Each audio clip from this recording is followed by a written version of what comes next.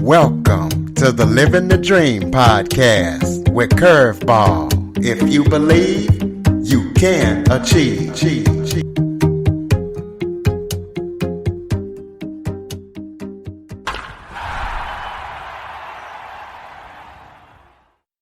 Welcome to the Living the Dream with Curveball podcast, a show I interview guests that teach, motivate, and inspire. Today, I am joined by Australian author and storyteller, Bob Rich. Bob Rich is on a mission to change the global culture. He calls everybody on the planet either his grandchild or his child. So we'll talk about that and talk about all that he's doing to try to help to change the global culture to make the world a better place. So, Bob, thank you so much for joining me today. It's my honor and pleasure. Why don't you start off by telling everybody a little bit about yourself? Okay, well, I retired 5 times from 5 different occupations. I'm still going strong as a writer. I have 19 published books, and I used to say 5 of them were award winners, but just last week, a 6th one got an award, so now 6 of them have awards. And I'm still working as an editor for a number of small publishers and for individual authors. But most important, my main occupation is as a professional grandfather. Every person born after 1993, when my first grandchild was born, qualifies as my grandchild. And the job specification is what you said.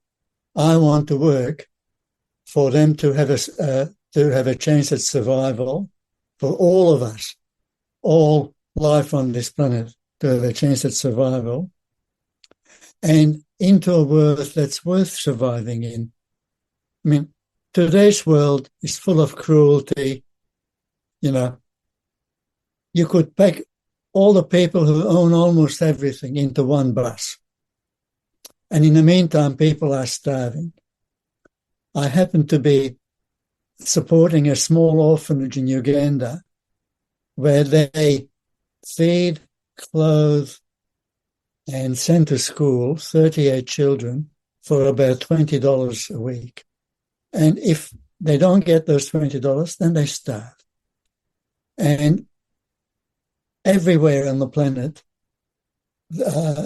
climate is gone into climate catastrophe. There are terrible fires, droughts, floods, you name it. Whatever the weather does, it does worse. And people are suffering. Then there are wars.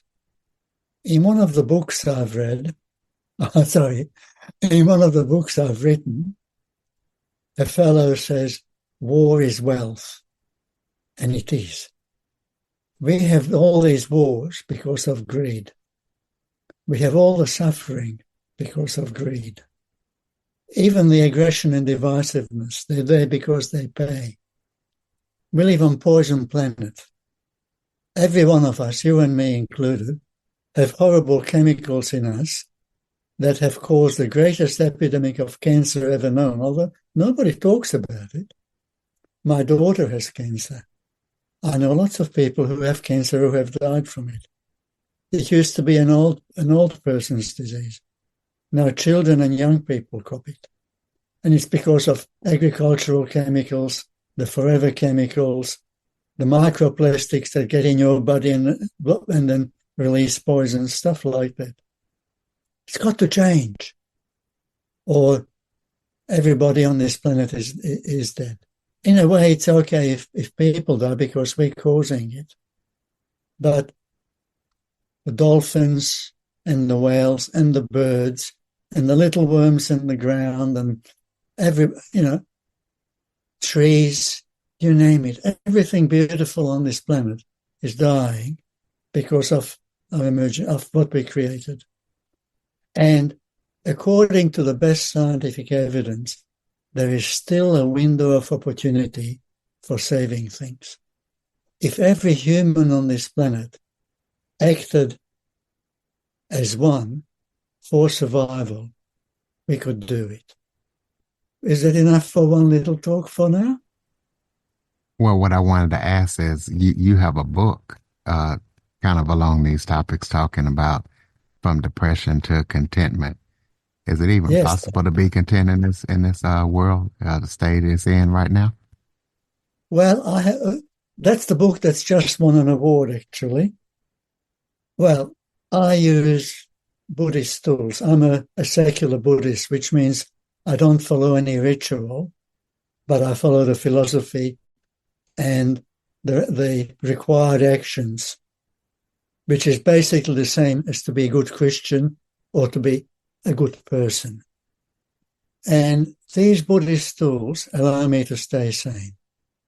If you go to my blog, Bobbing Around, and you've got the link to that, haven't you, Curtis?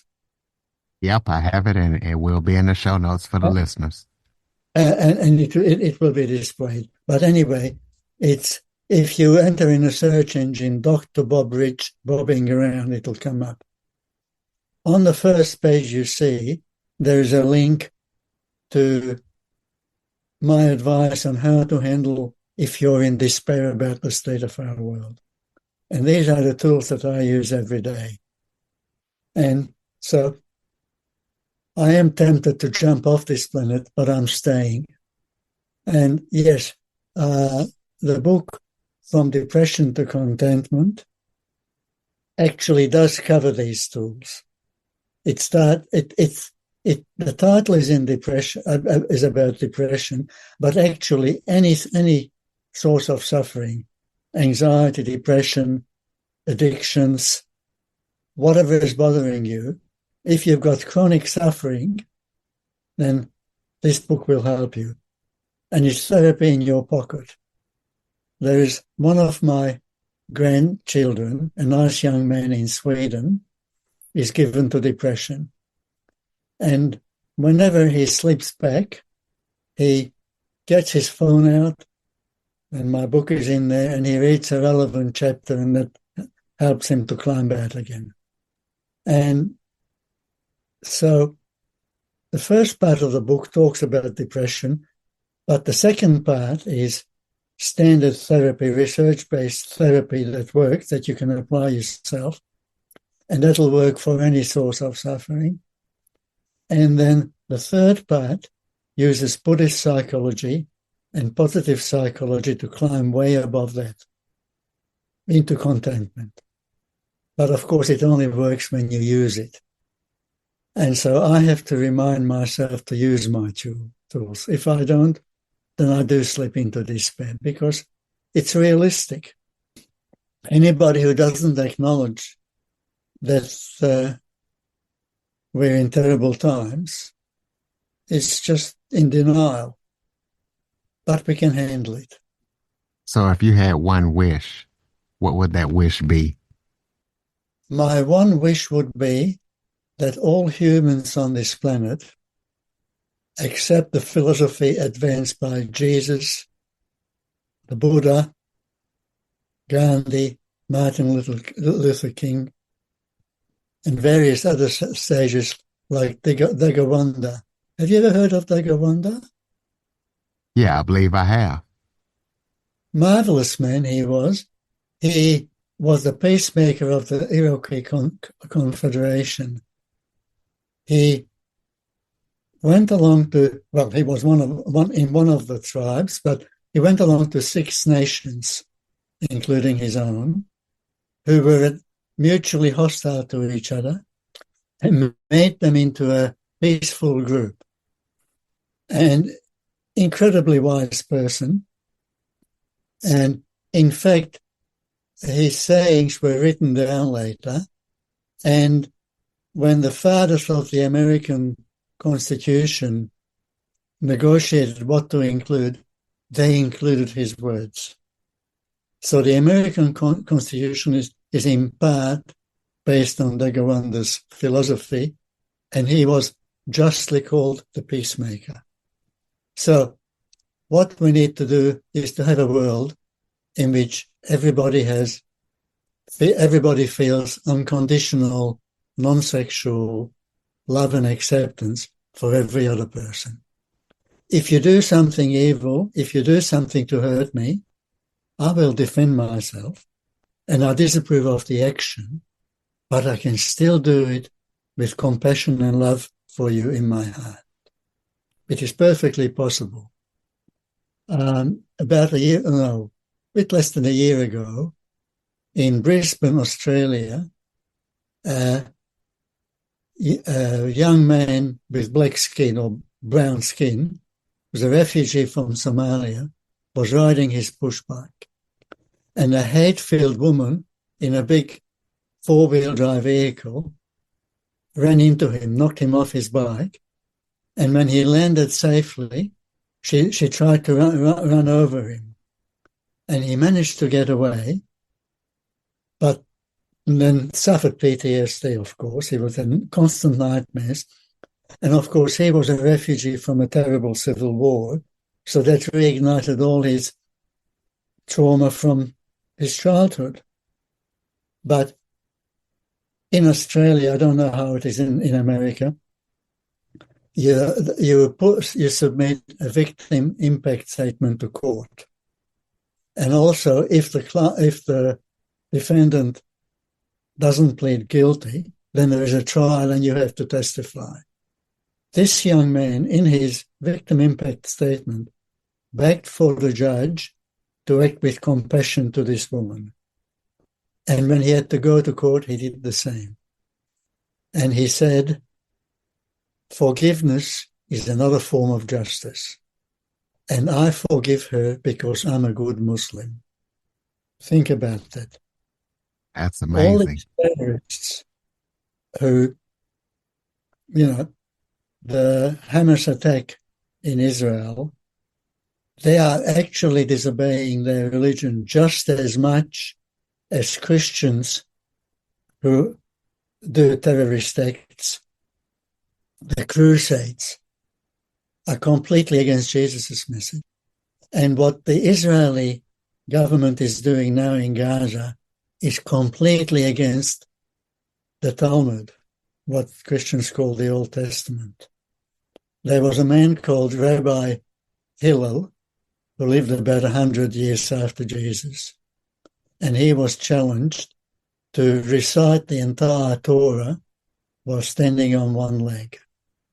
And he said, do not do to your neighbor what would not want done to you yourself. That is the whole of the Torah. All else is commentary. So Jesus simply reaffirmed what was already there. If every human could follow this message, to take it into their heart and do it, we would live in a good world.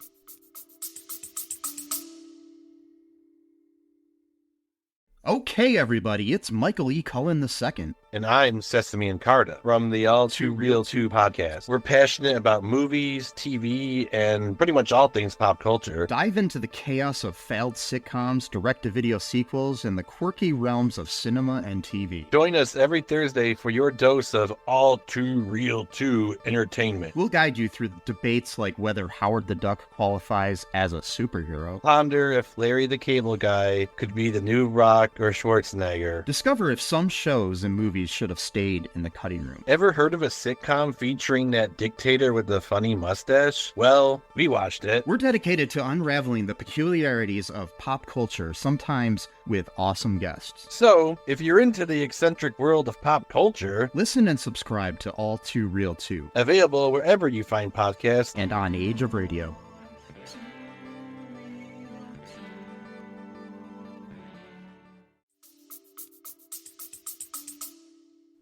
Well, speaking of that, you often respond to cries for help on the internet. So let the listeners know a little bit about that and how they can get in touch with you if they want to reach out to you. Thank you. Yes, that's a wonderful question. That's part of my being a professional grandfather. In 1999, when I wanted to build up my counseling psychology practice, I answered public calls for help on bulletin boards. and many of them made into the open domain. So if you put into a search engine, I want to kill myself, give me one reason why I shouldn't shoot everybody in my school, or I hate myself, or I have no friends, or, stuff like that, the cries of despair, then one of my question and answer things might well come up, often does. So people track me down. And at my blog, bobbing around, I have a contacts page.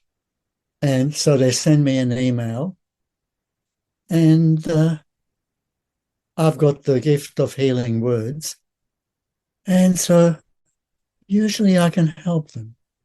And many of them become friends. There's a nice young man in America who's now in his 20s. He was 17 or 18 when he contacted me the first time. When he was 12, he sexually abused a couple of little kids. And then when he was about 16, he realized this was wrong. And he wanted to go to the police, and he was suicidal and completely fell into pieces. But he tracked me down, and I helped him, and he has forgiven himself, and he's got the forgiveness of those two little kids. And now, wherever he goes, people with depression and guilt and anxiety seek him out. He sends out these vibes, and he helps them using the tools he's learned from me. That's absolutely wonderful. And every now and then he sends me an email, just checking up on how I am, as a grandson would. And sometimes when he feels himself backflipping, he sends me an email so I can hold his hand and guide him back to feeling strong again. And there is a young woman in Saudi Arabia who similarly, every now and then when she slips back into being suicidal, emails me, and we have a few email exchanges, then she's okay again. And one in Jamaica, and so on. And so, yes, it is my joy and honor and privilege to lead people to a good life. Tell us about any current or upcoming projects that you're working on that people need to know about. Well, I've got I don't know about people needing to know about it. One of my books is being reissued. It is Mary Glindy, which is an Australian Aboriginal girl who was born in 1850. But she's actually a superior being who has been assigned as a guardian spirit to humans. And because she's never been a human, she needs to re-experience a few human lives. And she needs to choose something terrible. So she chooses being somebody who's strongly discriminated against. But it's a cheerful story despite that, full of hope and love and caring. And everybody who has read it has given it 5 stars. And Mary Glindy is one of my favorite teachers and children. And that book is going to be reissued soon. But it's still available in the previous form, and the links are on my website. Also, I'm currently pestering publishers and agents about a science fiction series which I've written and I want to get published. I want my hero, Bill, to take the world stage to join Harry Potter. And actually, I would be happy to email a free copy to any of the first volume to anybody who wants to read it and give me feedback on it so I can improve it. Absolutely. So give out your contact info so that way people can do that who's interested.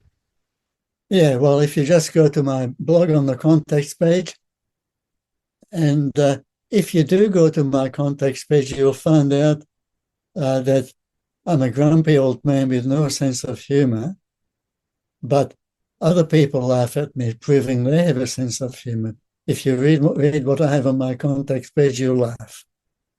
And I'm not going to tell you what it is. Yeah, so listeners, you'll have to check it out. What That's closes? exactly right. So, final question. Close us out with some final thoughts, and also tell us your favorite genre to write in, because you write in many genres. Look, I'm not even a square peg in a round hole. I'm not actually human, you see. I'm only a visitor to your planet. And if you want to know what that means, I've written my own autobiography, but in a fictionalized form.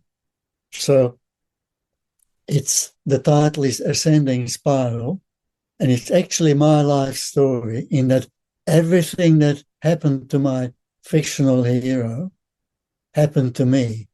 Only he handled the choices better than I did. And there is a psychological technique where you create a character for a story who has your exact appearance and your exact history, but handles your choice points in the way you wish you had. And then, of course, when you've created this person, you step into the role and you act as if you were that person. So that's a very powerful way to improve the way you do things. You can actually change yourself this way. And that's one of the reasons I fictionalize this story. And the other one is to protect the guilty. I don't particularly want to be sued. So I changed a few things. But anyway, I am only a visitor to your planet. And so that's science fiction because it includes past life recalls. But I was saying, I'm not really like other people. I can't follow instructions, for example. But so I'm not a square peg in a round hole. I make my own hole. So I write non-fiction and I write fiction, and the fiction can be historical or science fiction or contemporary. I've even got some crime short stories. And so whatever comes along, basically, I go to sleep one night and I think, I might need a news story. And I wake up in the morning and there are some people there who tell me their story and I write it down. One of my current projects, by the way, is a book on grief. There's all too much of it in today's world. So that's about a third finished. And when I find somebody who's grieving, I send them a copy, and what's in there is already helpful. And I've got a few helpful chapters for that up on my blog. Because you see, I'm a lousy businessman. I tend to give away things for free because money is often worth more than it costs. Sorry, that's back to fun. It costs more than it's worth. So, but, I made a mistake. But anybody who never makes a mistake is a liar.